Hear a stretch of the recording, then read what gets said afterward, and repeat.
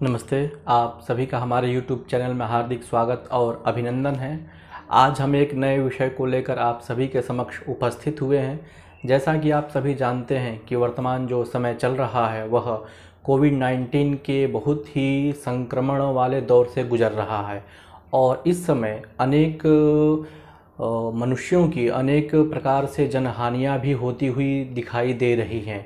उन सभी का ज्योतिष शास्त्र में किस प्रकार से वर्णन प्राप्त होता है, मतलब ऐसे जातक जो कोविड-19 से जिनकी मृत्यु होती है उनमें कौन सी ऐसी ग्रह स्थितियां होती हैं जिनके कारण उनकी रोग प्रतिरोधक क्षमता कम होती है या फिर उनकी उम्र एक प्रकार से पूरी हो जाती है और इस महामारी के चपेट में वह आ जाते हैं।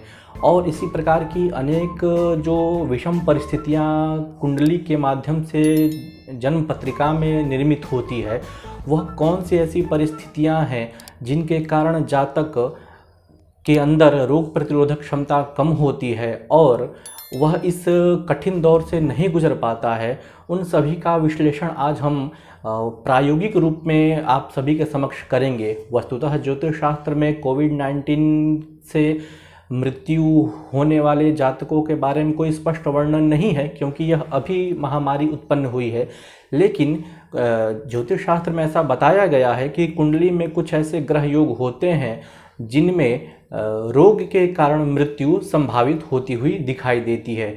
जैसे कि हम सभी जानते हैं कि यह श्वास, फेफड़े, किडनी, लीवर इत्यादि से संबंधित एक महामारी है। तो ज्योतिष शास्त्र में प्रत्येक ग्रहों का प्रतिनिधिभूत जो स्थान होता है राशि के अनुसार और शीर्ष आदि अंगों के अनुसार, मतलब ग्रहों के अनुसार भी विभाजित करते हुए बताया गया है कि कौन सा ग्रह किस अंग का प्रतिनिधित्व करता है और कौन सी राशि किस अंग विशेष का प्रतिनिधित्व करती है।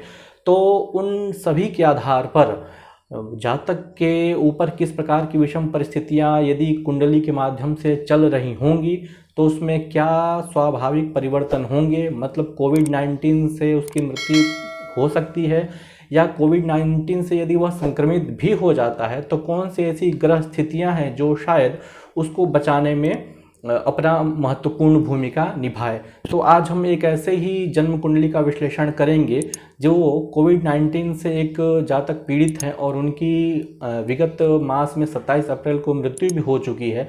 तो उनकी हम कुंडली का विश्लेषण आज करेंगे और जानने का प्रयास करेंगे कि कौन सी ऐसी स्थिति थी जिनके कारण उनकी मृत्यु हुई। वस्तुतः अनेक प्रकार के ग्रह योग ज्योतिष शास्त्र में निर्दिष्ट बताए गए हैं, तथापि यह जो कोविड-19 का जो दौर गुजर रहा है उसमें अनेक परीक्षण किए गए हमारे द्वारा और हमारी संस्था के द्वारा। अनेक जातकों के जन्म पत्रिकाओं का अध्ययन किया गया, उसके बाद यह निष्कर्ष आप सभी के समक्ष ला करके रखा जा रहा है।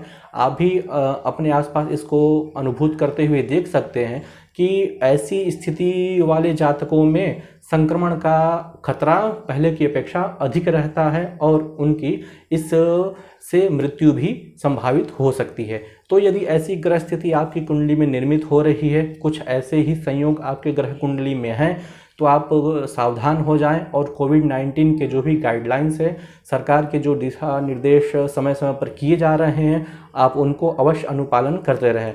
तो आइए आज हम एक ऐसे ही जातक की कुंडली का विश्लेषण करते हैं और जानने का प्रयास करते हैं कि कौन सी ऐसी स्थिति थी जिसके कारण कोविड-19 ने उन्हें संक्रमित किया और उनकी मृत्यु भी हुई। तो आइए आज हम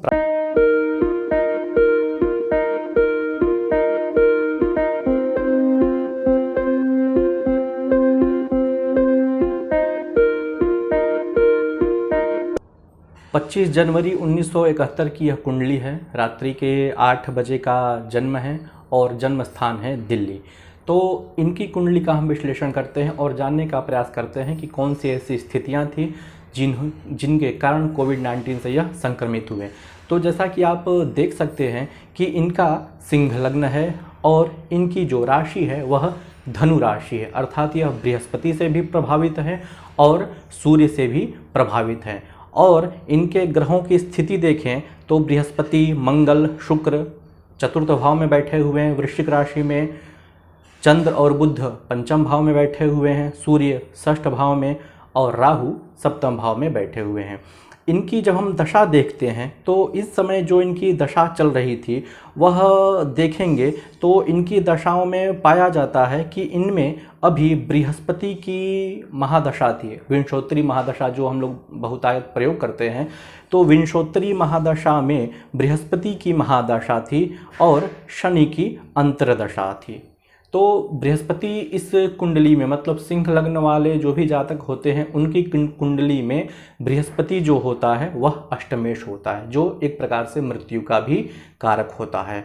और शनि की अंतर्दशा चल रही थी तो सिंह लग्न और कर्क लग्न दो ऐसे लग्न होते हैं जिनमें शनि अत्यंत मार्केश होता है।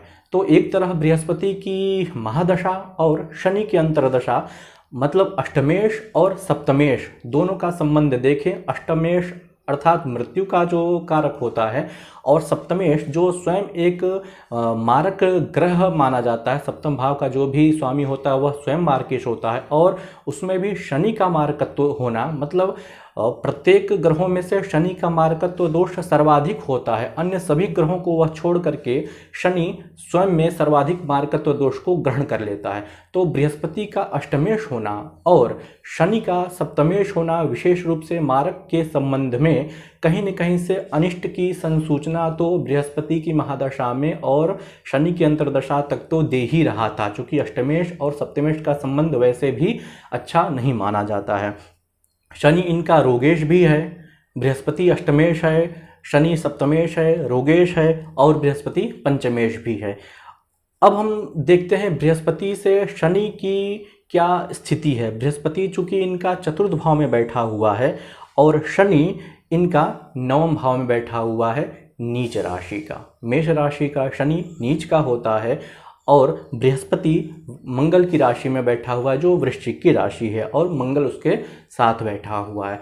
तो बृहस्पति से जब हम शनि की गणना करते हैं तो छठे स्थान पर आ रहा है। आप देखेंगे तो वृश्चिक से जब हम मेष तक की गणना करेंगे तो षड और अष्टम, मतलब षडष्टक का जो संबंध होता है वह बनता है। तो षडष्टक का संबंध जब भी ग्रहों की दशा और अंतर्दशा में होता है तो कहीं न कहीं पर मृत्यु की वह संसूचना देता है, क्योंकि षडष्टक का संबंध द्वादश का संबंध जो है ज्योतिष शास्त्र में बहुत अच्छा नहीं माना जाता है, क्योंकि यह एक प्रकार से मृत्यु का ही बोधक होता है। षष्ठ भाव रोग का कारक होता है और अष्टम भाव मृत्यु का होता है।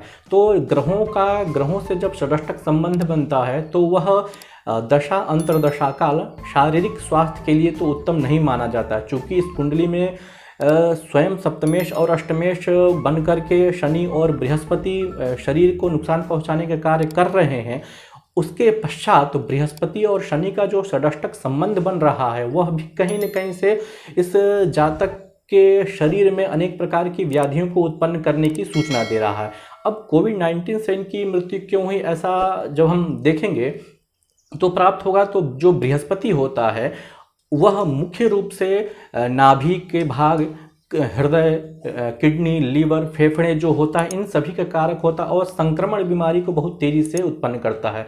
बृहजातकम में कहा भी गया है कि जब भी अष्टमेश या अष्टम में यदि बृहस्पति हो तो रोग से जातक की मृत्यु होती है, ऐसा कहना चाहिए। चूँकि अष्टमेश इनका चल ही रहा था और शनि का मार्कत्व तो कहीं न कहीं से इनके आयु को क्षीण करने का काम कर ही रहा था। वस्तुतः अभी इनकी बहुत उम्र नहीं हुई थी, 71 का जन्म है तो लगभग 50 वर्ष की अवस्था इनकी होती हुई दिखाई दे रही है। तो यह जो संबंध बना वह संबंध कहीं न कहीं से मृत्यु का कारक बना। अब हम बात करेंगे कि शनि बृहस्पति की महादशा में शनि की अंतर्दशा तो लंबे समय तक रहती है, तो इसी अप्रैल मास में ही इनकी मृत्यु क्यों हुई कोविड-19 से, तो उसके लिए फिर हमें गोचर देखना पड़ता है और अष्टक वर्ग देखना पड़ता है। जब भी आप ध्यान रखिए, यदि दशाएं जब अनुकूल या प्रतिकूल चल रही हैं, उस अनुकूल और प्रतिकूल में जब भी गोचर में वह स्थिति और अत्यधिक मजबूत हो जाती है तो वह अपने फल को अतिशय प्रदान करने लगती है। तो इनकी जो धनु राशि है उस धनु राशि से हम देखेंगे कि गोचर में बृहस्पति और शनि की स्थिति क्या है। तो आप गोचर देखेंगे तो गोचर में बृहस्पति और शनि की स्थिति इनकी बिल्कुल अच्छी नहीं है, जो अभी वर्तमान समय में द्वादश का संबंध अपने आप में बना रही है। बृहस्पति जो है कुंभ राशि में है और शनि मकर राशि में। तो यह जो संबंध बन रहा है कुंभ और मकर राशि का, मतलब बृहस्पति से शनि जो है द्वादश भाव में गया हुआ है, जन्म कुंडली में षष्टक का संबंध चल रहा है और यहाँ पर द्वादश का संबंध चल रहा है गोचर में। इसलिए कहीं न कहीं से यह परेशानियाँ इसी समय विशेष रूप से उत्पन्न होती हुई नजर आ रही हैं। सिंह लग्न के अनुसार यदि हम गोचर देखें, वस्तुतः मुख्य रूप से जो है गोचर का प्रयोग राशि से किया जाता है, लेकिन ऐसा अनुभव में पाया गया है कि यदि आप लग्न से भी देखते हैं, उससे यदि स्थिति खराब हो रही हो तो अनिष्ट की सूचना कहनी चाहिए। तो हम देखेंगे, लग्न से भी देखेंगे तो सिंह लग्न में बृहस्पति जो है सप्तम में खुद मारक भाव में बैठा हुआ है और शनि रोग भाव में बैठा हुआ है। सप्तमेश होकर के रोग भाव में बैठना और बृहस्पति का खुद मारक भाव में बैठना कहीं न कहीं से शरीर की अनिष्टता को सूचित तो कर ही रहा था। उसके पश्चात यदि हम चंद्र कुंडली से देखें, मतलब इनका जो धनु राशि है उससे हम गोचर देखें, तो शनि मारक भाव में बैठा हुआ है, मतलब द्वितीय भाव में बैठा हुआ है और बृहस्पति तृतीय भाव, जो एक तरह से कहीं न कहीं से आयु को बोधित करता है। तो आयु से व्यय स्थान अर्थात द्वितीय स्थान में जो शनि की स्थिति है वह कहीं न कहीं से शरीर में अनिष्टता को सूचित कर ही रही थी। शनि का मारकत्व दोष सर्वाधिक प्रबल होता है, यह लघु पाराशरी सिद्धांत में बताया गया है। तो इस कारण से वर्तमान समय में इनका षष्टक दोष यदि देखा जाता गोचर में तो कदाचित बहुत समय बाद आता, तब तक इनकी अंतर्दशा निकल जाती। लेकिन अंतर्दशा में बृहस्पति और शनि का जो संबंध बन रहा था वह अंतर्दशा में द्वादश संबंध में आकर के परिलक्षित हो गई। धनु राशि के अनुसार द्वितीय में शनि की स्थिति और तृतीय भाव में बृहस्पति की स्थिति। तो यह जो संबंध बना मारक का संबंध, तो कहीं न कहीं से इनके शरीर की नष्टता की सूचना पहले से ही दे रहा था। वस्तुतः इन्होंने हमसे संपर्क किया, हमने बताया कि ऐसी अमुक स्थिति चल रही है, अनिष्ट की आशंका हो सकती है, लेकिन जो नीति का विधान है वह कौन उसे टाल सकता है। अब ये बच क्यों नहीं पाया, ऐसा इनके साथ क्यों हुआ, मतलब इनके प्राण की शिथिलता इनकी क्यों हो गई, उसके कुछ कारण तो हमने गिना दिए। इसमें एक मुख्य कारण और भी है, जो ग्रहों का जो बलाबल होता है वह यदि ग्रह यदि दुर्बल हो तो निश्चित रूप से प्राण संकट में पड़ जाते हैं। लेकिन यदि ग्रह मजबूत हो, मतलब ग्रह की स्थिति अत्यंत प्रबल हो, तो जातक को बचाने में कहीं न कहीं से मदद करते हैं। तो उसके लिए ग्रहों का हम षडबल देखते हैं कि षडबल में ग्रह कितना बलशाली है। ऐसे बहुत सारे जातक देखे गए हैं जिनमें ऐसी स्थिति बन रही है, मतलब बुध का, बृहस्पति का, राहु का, केतु का, यह 4 ग्रहों का जब भी अंतर प्रत्यंतर या गोचर में संक्रमण हो रहा है तो ऐसे जातक कोविड-19 से और अत्यधिक प्रभावित हो रहे हैं। ऐसा व्यवहार में बहुत ज़्यादा देखा गया है। तो जब भी बृहस्पति, बुध, राहु और केतु, ये 4 ग्रहों की यदि स्थिति कहीं न कहीं से गोचर में जन्म कुंडली में दिखाई दे तो आपको भी कोविड-19 का यह पेशेंट हो सकता है, ऐसा आदेश करना चाहिए और आप इसको खुद अनुभव में ला करके देख सकते हैं। तो ऐसे बहुत सारे जातक देखे गए हैं जिनके यह ग्रह स्थितियाँ थी लेकिन फिर भी वह बच गए। तो उनमें एक कारण मुख्य रूप से समझ में आया, उसमें जो ग्रहों का जो बल था, मतलब जो महादशेश और अंतरदशेश या फिर जो भी गोचर के जो भी स्वामी बन रहे थे उनकी स्थिति मजबूत है। इस समय गोचर में शनि की स्थिति तो मजबूत है किंतु बृहस्पति की स्थिति मजबूत नहीं है। शनि स्वराशि का है इसलिए मजबूत स्थिति को द्योतित कर रहा है गोचर से, लेकिन बृहस्पति कहीं न कहीं से दुर्बलत्व को भी द्योतित कर रहा है। तो इनका जब हम षडबल देखते हैं तो षडबल में सर्वाधिक कमजोर ग्रह इनका जो पाया जाता है वह है शनि, मतलब शनि 7वें स्थान पर है। सबसे सर्वाधिक मजबूत ग्रह इनका चंद्रमा था, दूसरा मजबूत ग्रह मंगल था और जो सबसे दुर्बल ग्रह था वह जो था शनि था। और शनि से कम दुर्बल ग्रह बृहस्पति था, अर्थात 6ठे नंबर पर बृहस्पति है और 7वें नंबर पर शनि है। तो यदि ये दोनों ग्रह मजबूत रहते, षडबल जो ग्रहों का दिग्बल, कालबल, नैसर्गिक बल, चेष्टा बल इत्यादि जो निकाला जाता है उनके माध्यम से यदि ग्रहों का जो बल आता है वह यदि दुर्बल स्थिति में है तो कहीं न कहीं से वह जातक को सुरक्षित रखने में अपने आप को असमर्थ पाएंगे। किंतु यदि यही स्थिति मजबूत होती, शनि और बृहस्पति की स्थिति मजबूत होती, तो जातक को कहीं न कहीं से वह सुरक्षित रखने का कार्य करते हैं। चूँकि ग्रह स्वयं बलहीन है तो वह किसी को क्या बल दे सकता है, तो आप अपने अनुमान से समझ सकते हैं। तो ऐसी ही स्थिति इनके साथ हुई, चूँकि दोनों ग्रह, यदि बृहस्पति मजबूत रहता, चूँकि जन्म कुंडली में शनि वैसे ही नीच राशि का है और बृहस्पति की स्थिति जन्म कुंडली में वृश्चिक राशि में ठीक तो है, लेकिन षड्बल में जाकर के वह बृहस्पति दुर्बल हो गया है और उसी का समय चल रहा था। तो जब भी दुर्बल ग्रह की दशा चलती है तो कहीं न कहीं से प्राण जो है संकट में पड़ जाते हैं, ऐसा शास्त्रकारों ने आदेश दिया हुआ है। तो इनके में मुख्य कारण यही रहा कि सभी ओर से, गोचर से भी हम देखें और जन्म कुंडली से भी देखें और ग्रहों के जो षड्बल होता है और अष्टक वर्ग से भी हमने देखा, तो अष्टक वर्ग के माध्यम से भी बृहस्पति और शनि का जो बल था वह न्यून प्राप्त हो रहा था। तो ऐसी स्थिति कहीं न कहीं से जातक के प्राणों को संकट में डालने का काम कर रही थी। इसी प्रकार की और भी बहुत सारी स्थितियां हैं। बुध में राहु का प्रत्यंतर में भी ऐसी स्थिति देखी गई है। राहु में बुध हो, राहु में बृहस्पति हो, केतु में बुध हो, केतु में बृहस्पति हो, केतु में राहु हो, राहु में केतु हो, ऐसी स्थितियां भी देखने में आई हैं कि वह कोविड से पीड़ित दिखाई देते हैं, क्योंकि राहु संक्रमण वाली बीमारी उत्पन्न करता है। अनदेखा सा जो डर होता है, जो अनदेखा सा जो रोग होता है, जैसे कोविड-19 कोई देख नहीं पा रहा, संक्रमण की बीमारी है, अदृष्ट बीमारी है एक प्रकार से। तो ऐसी स्थितियां राहु और केतु भ्रमात्मक हैं ही, छायात्मक ग्रह हैं, तो कहीं न कहीं से यह दोनों विशेष रूप से उत्पन्न करते हुए दिखाई देते हैं।